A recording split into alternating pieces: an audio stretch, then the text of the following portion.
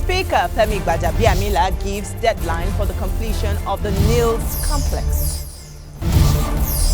The race for the leadership of the National Assembly gets intense as first female aspirant throws her heart in the ring. And later on the program, an edifice that was to be commissioned May 20th, 2019. The Julius Berger then now insisted that they will not allow the commissioning until National Assembly or the Institute or the federal government settle outstanding liability of probably 7 billion. I'll sit down for a chat with the Director General of the National Institute for Legislative and Democratic Studies. You're watching the Hallowed Chambers on TVC News. I am Tijesu Adiri. A coalition of members-elect for the 10th House of Representatives have committed to abiding by the decision of the All Progressives Congress on the zoning of principal offices in the lower legislative chamber. The members of this coalition say they are more interested in the independence of the legislature and the interdependence of the parliament and other arms of government to legislate laws that will promote good governance and the rule of law. Already, lawmakers are jostling for the elective offices in the House of Reps, and a female aspirant has joined the race. Mariam Onua has unveiled a 7-point agenda she hopes to implement if elected, as she seeks to prevail on other aspirants to allow the emergence of a female speaker.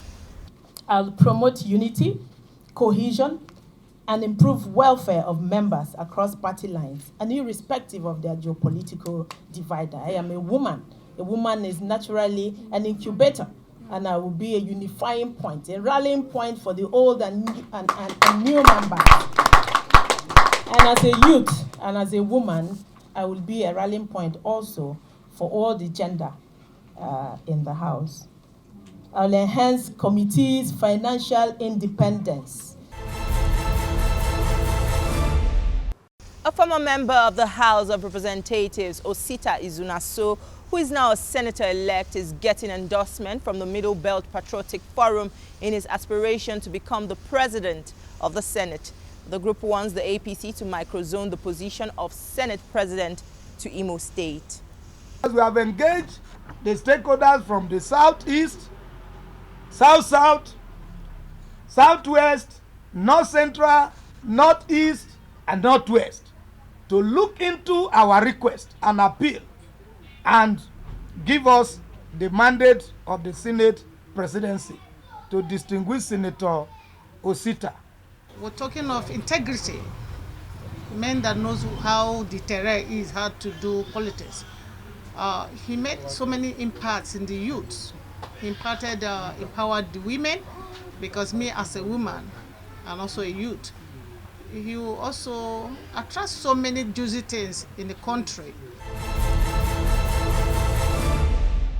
Meanwhile, Speaker of the House of Representatives Femi Gbajabiamila continues to insist that he has no preferred candidate to succeed him as Speaker. He has also denied media reports that he is working against the emergence of his deputy, Idris Wase. The Speaker says there is need to wait for the party to complete its zoning exercise, as he will not work against the party's interest. He wants those peddling rumors to desist forthwith. It seems the permanent site of the National Institute of Legislative and Democratic Studies will be completed and inaugurated by President Muhammadu Buhari before the end of this administration. The Speaker issued an ultimatum to the construction company to complete the project that has been under construction for 10 years. We have details in this report. In 2013, the leadership of the National Assembly awarded the contract for a befitting permanent site for the National Institute for Legislative and Democratic Studies as a parliamentary academic and research institution. The project was built to be delivered in 2 years, but 10 years on, the edifice located on 8.2 hectares of land remains about 90% completed. This visit by the Speaker is preparatory to President Muhammadu Buhari's planned commissioning of the edifice. Femi Gbajabiamila engages representatives of the construction company in a chat. It means nothing to me. The company insists the government reneged on its promise to pay 7.5 billion naira, which will enable it to complete the job. But the speaker accuses the company of frustrating Mr. President's readiness to commission the project before leaving office on the 29th of May. The 30 days is, for me, whatever the last time I was here 2 years ago, this list was at 95%. So even if they've moved the needle a little bit and it's at 98 now, 2% shouldn't be a problem in terms of completion in the next 30 days. I'm very disappointed that we're still at this stage and that there's nobody working. The Director General of NILDS describes the company's reluctance to complete the job as disappointing. This project has been on for years, and we got commitment from the contractor Julius Berger that once the liability on the project, as at 2 years ago, is settled, they will come back to site. As of today, I can tell you that we are not owing Julius Berger. Representatives of the company declined to speak on camera, but the consultant says the bone of contention between the two parties is funding. The project is about 90% through. So basically, it's a monetary issue between the client and the contractors. The edifice comprises 4 250-seater capacity lecture halls, as well as offices for staffers of the institute and members of its governing board. We will take a quick break. When we return, the Director General of the National Institute of Legislative and Democratic Studies, Professor Abubakar Suleiman, will explain why the permanent site of the institute has remained uncompleted for 10 years. Stay with us. We'll be right back. Thank you for staying with us. My guest today on the program is the Director General of the National Institute for Legislative and Democratic Studies. His name is Professor Abubakar Suleiman. It's good to have you on the program. Yeah, good morning. And congratulations on your reappointment as the Director General of the Institute. Thank you very much. So what new strategies are you going to be bringing to bear to ensure that NILDS deepens democracy and strengthens the activities of the legislature? Thank you very much for the wish and your felicitation. And I want to assure you that it's for a new person. When a new person comes on board, you may wish to ask him that question: what do you want to do? What are your visions? What are your mission? What do you want to bring on board to deepen democratic ethics and principle? But for me, it's just a work in progress. It's a continuation of where we were, where we are now, and just to consolidate on what we have done in the last 4 years. And as you could recall, we have done so much in the areas of capacity building for democratic actors, for the legislature, for the parliamentary staff. And we have extended this capacity building enhancement even beyond the shore of Nigeria. We have extended to other African countries, especially the West African sub-region. But most importantly, in the last 4 years, we have discovered some gap in the areas of democratic ideas. Look at the election, for instance. There are a lot of issues. We have a new electoral act. We have new mechanism brought, on account of electoral act devised by INEC to conduct election. We have a lot of issues that are yet unknown to Nigerian people, especially the electorate. We try to douse tensions, among the political parties, build up to 2023 election. And that was why we came up with political communication, forum that time. But in spite of that, and our attempt to ensure that our campaign that time was issue-based campaign, that was a campaign devoid of acrimony, devoid of rancor, devoid of sentiments, we observe and discover that our political parties, including the party in power, did not respect that, agreement to say we will conduct ourselves, in a more mature, more nationalistic, more patriotic way. One thing that seems to be a major concern for the institute is the completion of your permanent site, which has, dragged for so long, and even, we have seen an ultimatum given by the Speaker of the House of Representatives. But do you think this timeline is feasible, or the Speaker just might be saying it because he wants, the President to commission this building before the end of this tenure? You see, the timeline is feasible if Julius Berger, the contractor,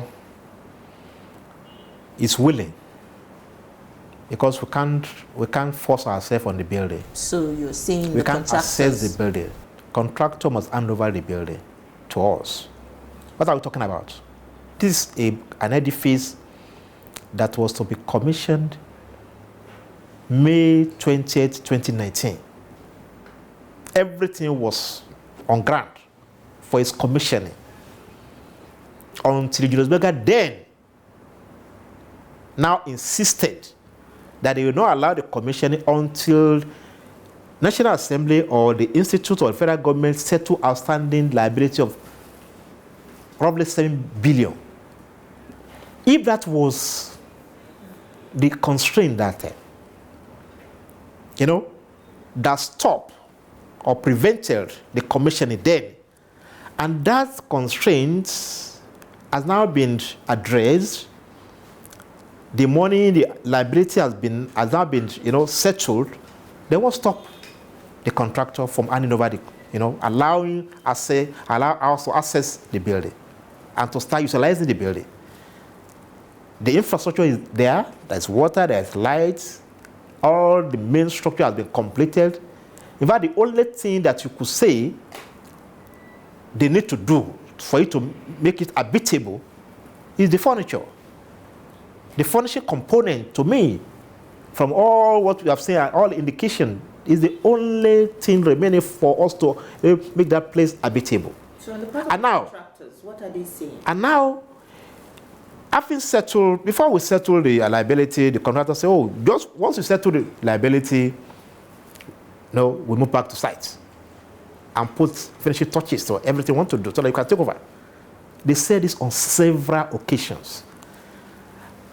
After settling all this liability, they are now coming with another condition. Oh, before we can move in, I think we need some money to... This is not cash and carry business. It's contracts. It's not retail business, where you say, oh, I go to the market, you have to pay before I deliver. Contract is contract.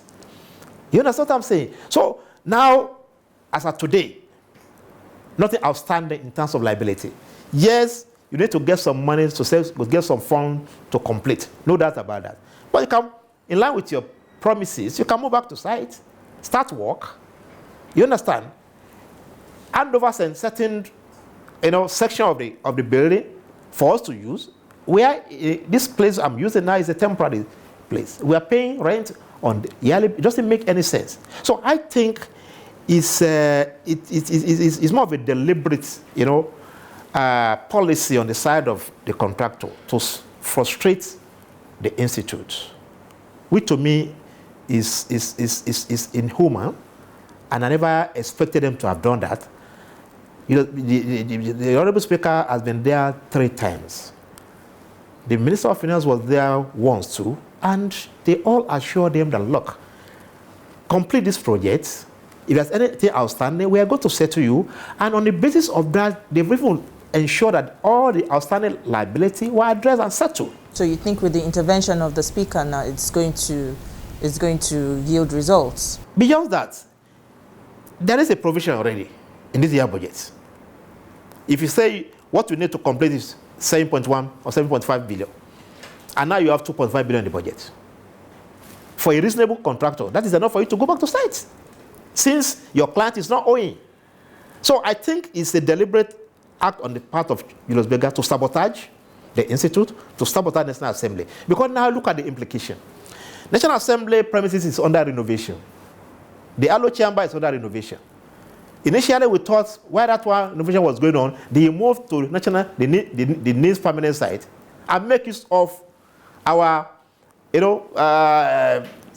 halls and edifices and facilities there. But because of the attitude of the contractor, even that one couldn't be done. So I think something needs to be done. And this attitude of contractor trying to hold people to ransom, we need to address it.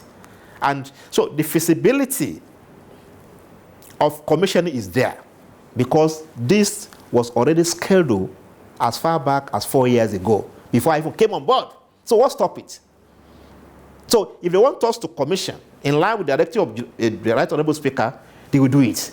But again, if they want to sabotage, they can as well do it. But again, you can do that, but you have the power to sabotage. Then we have the voice to speak to Nigerian people. And for a business conglomerate like Julius Berger, it's the way of demarketing them too. It has its own implication. So the onus lies on them now to either work in line with the directive of Right Honorable Speaker, get things done, while other thing we followed this run. After all, we have seen projects, edifices, this Abuja, that did not even get to the level our own is now, and they were commissioned, and they were assessed and were habitable. So I don't see why they shouldn't get that place ready for us, to accommodate and to assess and perhaps commence serious work there.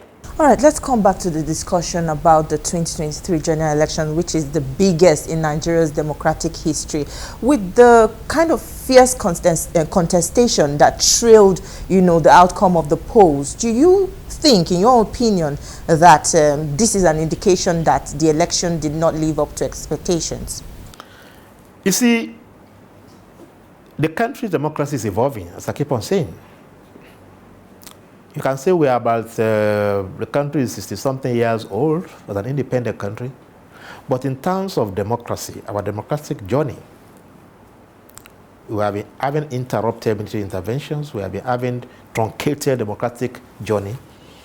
And as such, you cannot equate Nigerian democracy with what obtains in the US, in Canada, or some other advanced democracy. Every election comes with its own challenges.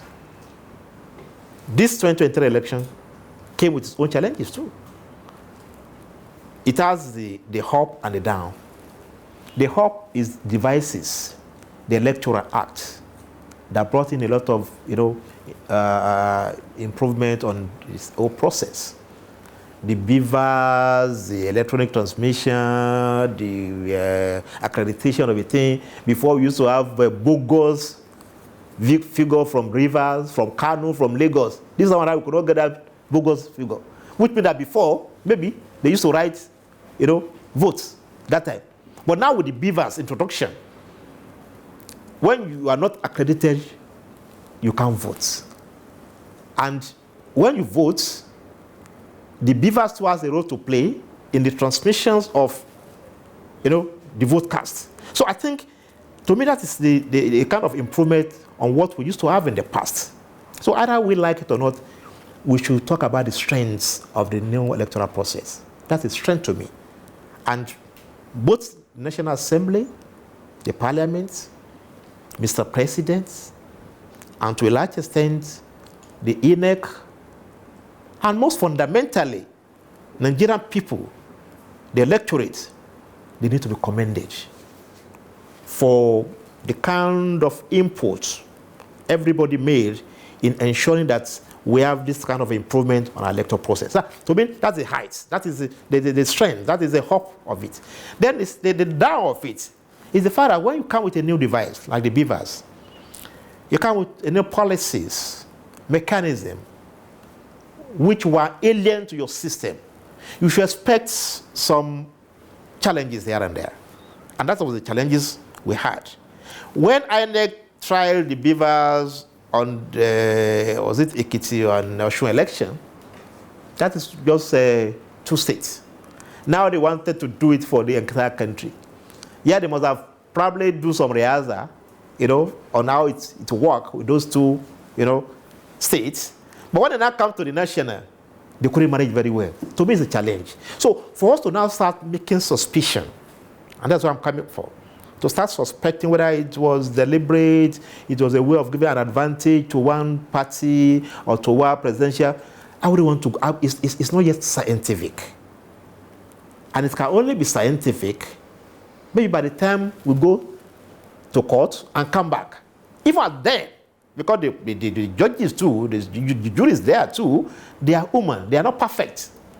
So we should just see it as the challenges of the time, the challenges we face, as a country, the challenges of trying to improve on our electoral process, the challenges of trying to put a system in place, testing that system, and along the line, we have this kind of inadequacies here and there, which I believe, as time goes, we can improve upon. All right, we'll take a short breather now. Don't go anywhere. There's more after the break. Stay with us. We'll be right back.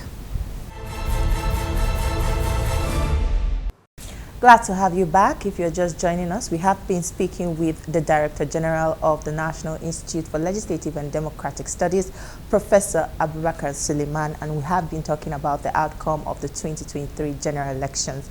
Thank you for staying with us on the program. There will be a low turnout of lawmakers in the 10th National Assembly. What do you think would be the impact on legislation, especially with the newcomers, having very low experience as regards to legislative activities?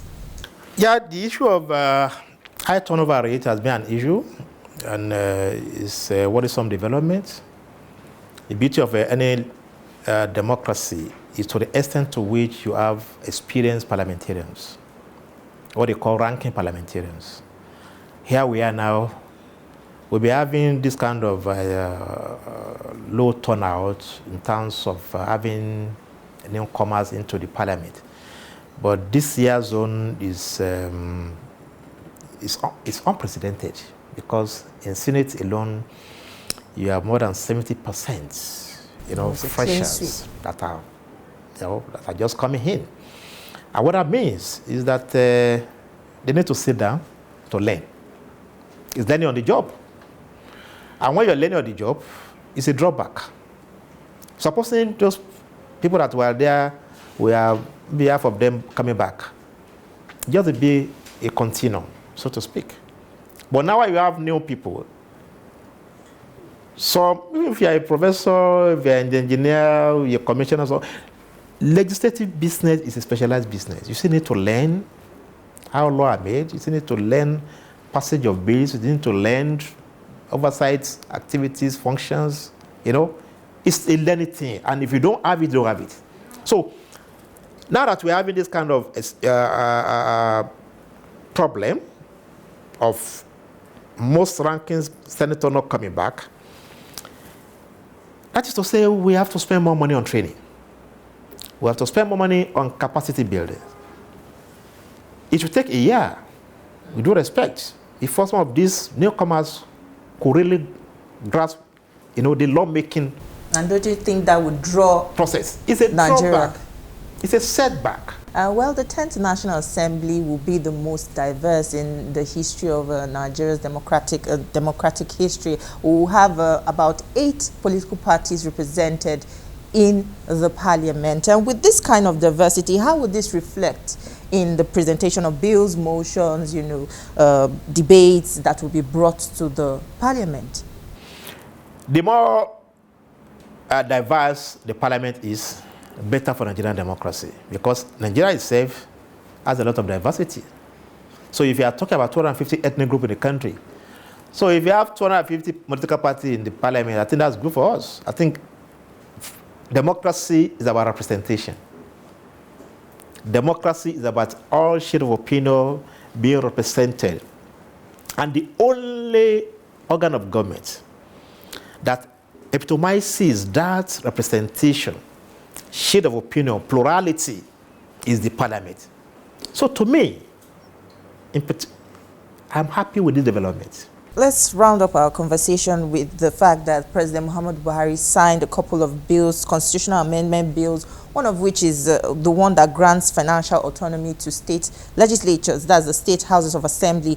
Do you expect to see an improvement in this in legislation at the state level, and will this also give a sense of responsibility to lawmakers? I think we need to commend Mr. President for that bold initiative to at least assent to that bill. And we need to commend the National Assembly too, that has mooted the idea, passed the bill, lobbied the executive to get it assented to.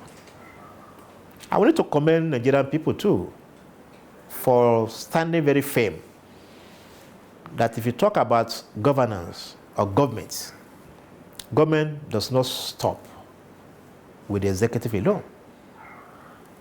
But as commendable as those efforts are, initiative, I have my phobia, I have my fear. The governor, they are just too powerful. Governor or governors, they violate rules, attempt break laws with impunity, brazenly. Nobody could call them to question. And that is why at times I love the style of President Obasanjo, who came with a regulated or guided democracy and was able to use that to checkmate the excesses of the governors. The laws have been there, they are now, the laws are there. Wait and see. Some of the governors, they will not respect that provision, the law. They won't respect it. So the governors that keep on saying, they are our problems, and something needs to be done. So when people talk about, state police, restructuring, there must be certain clauses on this. If not, governors that already they are not being given, they don't control police, but they have their hoodlum they use to truncate a lot of things. How much we now give them state police, what they're going to do? So I think these are issues we need to look at. Certain things must still remain under the exclusive list for now. Thank you for watching this week's episode of the Halo Chambers on TVC News. You can see this episode again on our YouTube channel and watch a repeat broadcast at 7 a.m. on Sunday. Thank you for watching. I am Tijesu Adeoye. See you next time.